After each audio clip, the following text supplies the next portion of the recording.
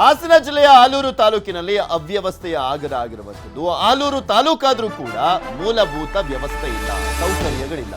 ಆಲೂರು ಪಟ್ಟಣದಲ್ಲಿ ಇನ್ನೂ ಕೂಡ ಆಗಿಲ್ಲ ಯುಜಿಡಿ ವ್ಯವಸ್ಥೆ. ಆಲೂರು ತಾಲೂಕು ಕೇಂದ್ರ, ವಿಧಾನಸಭಾ ಕ್ಷೇತ್ರ ಅಲ್ಲ, ತಾಲೂಕು ಕೇಂದ್ರ ಆದರೂ ಕೂಡ ಅದಕ್ಕೆ ಕೊಡಬೇಕಾದಂಥ ಮಾನ್ಯತೆ, ಪ್ರಾಮುಖ್ಯತೆ, ಸೌಲಭ್ಯಗಳು ಯಾವುದು ಕೂಡ ಸಿಗ್ತಾ ಇಲ್ಲ. ಪಟ್ಟಣದ ಚರಂಡಿ, ಪಾರ್ಕು, ಮಾರುಕಟ್ಟೆಗಳಲ್ಲಿ ಬರೀ ಅವ್ಯವಸ್ಥೆ, ಸೌಕರ್ಯಗಳಿಲ್ಲದೆ ಪ್ರತಿನಿತ್ಯ ಗೋಳಿಡ್ತಾ ಇರುವಂಥದ್ದು ಜನರು. ಅಲ್ಲಿ ಗ್ರಾಮ ಪಂಚಾಯಿತಿ ಕೇಂದ್ರಗಳಿಗೂ ಕೂಡ ಕಡೆಯಾಗಿದೆ ಆಲೂರು ಪಟ್ಟಣ. ಗ್ರಾಮ ಪಂಚಾಯಿತಿಗಿನ್ನ ಕಡೆಯಾಗಿದೆ ಅದು. ಹಾಸನದಿಂದ 12 ಕಿಲೋಮೀಟರ್ ದೂರದಲ್ಲಿರುವಂಥದ್ದು ಆಲೂರು ಪಟ್ಟಣ. ಸಕಲೇಶಪುರ ವಿಧಾನಸಭಾ ಕ್ಷೇತ್ರಕ್ಕೆ ಹೊಂದಿಕೊಂಡಿರುವಂಥದ್ದು ಆಲೂರು ತಾಲೂಕು. ಪ್ರತ್ಯೇಕ ವಿಧಾನಸಭಾ ಕ್ಷೇತ್ರ ಮಾಡಿಕೊಡಿ ನಮ್ಗತ್ಲಾಗೆ, ಅವಾಗ್ಲಾದ್ರೂ ಉದ್ಧಾರ ಆಗುತ್ತೆ ನಮ್ಮ ತಾಲೂಕು ಅನ್ನುವಂಥ ಆಗ್ರಹವನ್ನ ಮಾಡಲಾಗ್ತಾ ಇದೆ. ಶೀಘ್ರ ಮೂಲಭೂತ ಸೌಕರ್ಯ ನೀಡದಿದ್ರೆ ಹೋರಾಟದ ಎಚ್ಚರಿಕೆಯನ್ನ ಕೂಡ ಕೊಡ್ತಾ ಇದ್ದಾರೆ ಅಲ್ಲಿನ ಸ್ಥಳೀಯರು. ಇದೇ ವಿಚಾರಕ್ಕೆ ಸಂಬಂಧಪಟ್ಟಂತೆ ಏನ್ ಮಾತನಾಡಿದ ನೋಡೋಣ. ಇವತ್ತು ಆಲೂರು ತಾಲೂಕಿನ ನಮ್ಮ ಪಟ್ಟಣ ಪಂಚಾಯತ್ ವ್ಯಾಪ್ತಿಯಲ್ಲಿ ಅನೇಕ ಸಮಸ್ಯೆಗಳಿದ್ದಾವೆ. ಒಂದು ಚರಂಡಿ, ಮತ್ತೆ ನಮ್ಮಲ್ಲಿ ಯುಜಿಡಿ ಪ್ರಾಬ್ಲಮ್ ಇದೆ. ಅದೇ ರೀತಿ ರಸ್ತೆಗಳು ಅಗಲೀಕರಣ ಆಗಬೇಕು. ಮತ್ತೆ ಕೆಲವರು ರಸ್ತೆನ ಆಕ್ವೈರ್ ಮಾಡ್ಕೊಂಡು ಮುಂದ್ಗಡೆ ಸ್ವಲ್ಪ ದುಃಖ ತಳ್ಕೊಂಡಿದ್ದಾರೆ, ಅದನ್ನೆಲ್ಲ ತೆರವುಗೊಳಿಸ್ಬೇಕು. ಮತ್ತೆ ನಮ್ಮಲ್ಲಿ ವಾಹನ ನಿಲುಗಡೆಗೆ ಮತ್ತು ಒಂದು ಟ್ರಾಫಿಕ್ ಪೊಲೀಸ್ನರ ಅವಶ್ಯಕತೆ ಇದೆ. ಇಲ್ಲಿ ಆ ಪೊಲೀಸ್ನರದೊಂದು ವ್ಯವಸ್ಥೆ ಮಾಡಿ ಸೂಕ್ತ ಜಾಗದಲ್ಲಿ ಸಾರ್ವಜನಿಕರು ಅನುಕೂಲವಾಗೋ ರೀತಿಯಲ್ಲಿ ಒಂದು ವಾಹನ ನಿಲುಗಡೆಯ ವ್ಯವಸ್ಥೆಯನ್ನು ಮಾಡಬೇಕು. ಅದೇ ರೀತಿ ರಸ್ತೆಗೆ ಏನು ವ್ಯಾಪಾರೀಕರಣ ಮಾಡ್ತಿದ್ರು, ದಿನವಾಹಿ ತರಕಾರಿ ಆಗ್ಲಿ, ಅವ್ರಿಗೊಂದು ಸೂಕ್ತವಾದ ಜಾಗವನ್ನು ಕೊಟ್ಟು ಅವರ ಜೀವನಕ್ಕೆ ಏನಾದರೂ ಒಂದು ದಾರಿ ಮಾಡ್ಕೊಡೋಂಥ ವ್ಯವಸ್ಥೆಯನ್ನ ಪಟ್ಟಣ ಪಂಚಾಯತ್ ವ್ಯಾಪ್ತಿಯಿಂದಲೇ ಆಗಲಿ ಸರ್ಕಾರದ ವತಿಯಿಂದಲೇ ಮಾಡಿಕೊಟ್ರೆ ಅವರ ಜೀವನ. ಆಲೂರು ತಾಲೂಕು ಕೇಂದ್ರದ ನಗರದಲ್ಲಿ ಒಳಚರಂಡಿ ವ್ಯವಸ್ಥೆ ಇಲ್ಲ. ಒಳಚರಂಡಿ ವ್ಯವಸ್ಥೆ ಇಲ್ಲದರಿಂದ ಸೊಳ್ಳೆಗಳು ಮತ್ತೆ ಕ್ರಿಮಿಕೀಟಗಳು ಕೂತು ಹತ್ತಾರು ಕಾಯಿಲೆಗಳು ಕೂಡ ಸಾಮಾನ್ಯ ಜನರು ತುತ್ತಾಯ್ತಿದ್ರೆ ಈ ಒಳಚರಂಡಿ ವ್ಯವಸ್ಥೆ ಶೀಘ್ರದಲ್ಲೇ ಮಾಡಬೇಕು.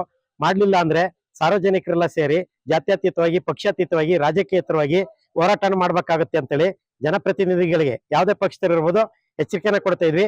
ಅದ್ರ ಜೊತೆಗೆ ತಾಲೂಕ್ ಕಚೇರಿ ಇರ್ಬೋದು, ಪಟ್ಟಣ ಪಂಚಾಯತ್ ಇರ್ಬೋದು, ಆಸ್ಪತ್ರೆಗೆ ಬರುವಂತ ರೋಗಿಗಳಿರ್ಬೋದು, ವಾಹನ ನಿಲುಗಡೆಗೆ ಅತಿ ಮುಖ್ಯವಾಗಿ ಆಗ್ಬೇಕು. ವಾಹನ ನಿಲುಗಡೆ ಸರ್ಕಾರಿ ಆಸ್ಪತ್ರೆಗೆ ದಿನ ಸಾವಿರಾರು ಜನ ಬರ್ತಾರೆ. ಅಲ್ಲಿ ಒಂದು ದ್ವಿಚಕ್ರ ವಾಹನ ನಿಲ್ಸಕ್ಕೂ ಕೂಡ ಒಂದು ವಾಹನದ ವ್ಯವಸ್ಥೆ ಇಲ್ಲ ನಿಲುಗಡೆಗೆ. ಆಲೂರು ಇದ್ರ ಬಗ್ಗೆ ಇನ್ನಷ್ಟು ಮಾಹಿತಿಯನ್ನ ಕೊಡ್ತಾ ಹೋಗ್ತಾರೆ ನಮ್ಮ ಹಾಸನ ಜಿಲ್ಲೆಯ ಪ್ರತಿನಿಧಿ ಕೃಷ್ಣಮೂರ್ತಿ ನಮ್ಮ ಜೊತೆ ನೇರ ಸಂಪರ್ಕದಲ್ಲಿ ಜಾಯ್ನ್ ಆಗಿದ್ದಾರೆ. ಕೃಷ್ಣಮೂರ್ತಿ, ಅವಳಿ ತಾಲೂಕು ಒಂದೇ ವಿಧಾನಸಭಾ ಕ್ಷೇತ್ರ, ಸಕಲೇಶಪುರ ವಿಧಾನಸಭಾ ಕ್ಷೇತ್ರ. ಸಿಮೆಂಟ್ ಮಂಜು ಅವರು ಶಾಸಕರು, ಸಾಕಷ್ಟು ಜನ ಶಾಸಕರು ಕೂಡ ಬಂದಿದ್ದಾರೆ. ಆದರೆ ಯಾರೇ ಬಂದರೂ ಕೂಡ, ಯಾರೇ ಶಾಸಕರಾಗ್ಲಿ, ಯಾವುದೇ ಪಕ್ಷ ಬರಲಿ, ಅಭಿವೃದ್ಧಿ ಮಾತ್ರ ಕಾಣ್ತಾ ಇಲ್ಲ ಆಲೂರು ಅಂತ. ಯಾಕೆ ಆಲೂರಿಗೆ ಮಲತಾಯಿ ಧೋರಣೆ ಅಂತ ಏನ್ ಹೇಳ್ತಾರೆ ಅಲ್ಲಿನ ಜನಪ್ರತಿನಿಧಿಗಳು?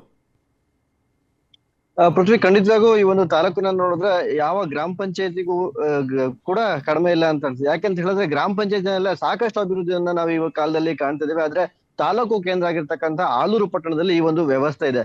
ಕೇವಲ ಯುಜಿಡಿ ವ್ಯವಸ್ಥೆ ಮತ್ತು ಯುಜಿಡಿ ಸೇರಿದಂತೆ ಮತ್ತು ರಸ್ತೆ ಅಗಲೀಕರಣ ಸಮಸ್ಯೆ ಇದೆ, ಮತ್ತು ಪಾರ್ಕಿಂಗ್ ಸಮಸ್ಯೆ ಇದೆ, ಮಾರುಕಟ್ಟೆ ಸಮಸ್ಯೆ ಇದೆ. ಅಲ್ಲಿ ಬರ್ತಿರ್ತಕ್ಕಂಥ ಜನರು ಪ್ರತಿನಿತ್ಯ ಗೋಳಾಡುವಂತ ಆ ವ್ಯವಸ್ಥೆ ಇಲ್ಲಿ ಆಗಿದೆ. ಆದ್ರೆ ಯಾವುದೇ ಜನಪ್ರತಿನಿಧಿಗಳು ಇಲ್ಲಿವರೆಗೂ ಕೂಡ ಈ ಬಗ್ಗೆ ಗಮನ ಹರಿಸಿಲ್ಲ. ಆಲೂರು ಪಟ್ಟಣ ಸುಮಾರು 50-60 ವರ್ಷಗಳ ಹಿಂದೆ ತಾಲೂಕು ಆಗಿರ್ತಕ್ಕಂಥದ್ದು. ಆಲೂರು ಸಕಲೇಶಪುರ ವಿಧಾನಸಭಾ ಕ್ಷೇತ್ರ ಈ ಒಂದು ಕ್ಷೇತ್ರವಾಗಿರ್ತದೆ. ಆದ್ರೆ ಈ ಪಟ್ಟಣವನ್ನ ಇಲ್ಲಿವರೆಗೂ ಕೂಡ ನಿರ್ಲಕ್ಷ್ಯವನ್ನ ಮಾಡ್ಕೊಂಡು ಬಂದಿದ್ದಾರೆ. ಸುಮಾರು ಹಾಸನದಿಂದ ಕೇವಲ 12 ಕಿಲೋಮೀಟರ್ ದೂರದಲ್ಲಿರ್ತಕ್ಕಂಥ ಆಲೂರು ಪಟ್ಟಣಕ್ಕೆ ಯಾವುದೇ ರೀತಿಯಾದ ಮೂಲಭೂತ ಸೌಕರ್ಯವನ್ನ ಇಲ್ಲಿವರೆಗೂ ಕೂಡ ಒದಗಿಸಿಲ್ಲ.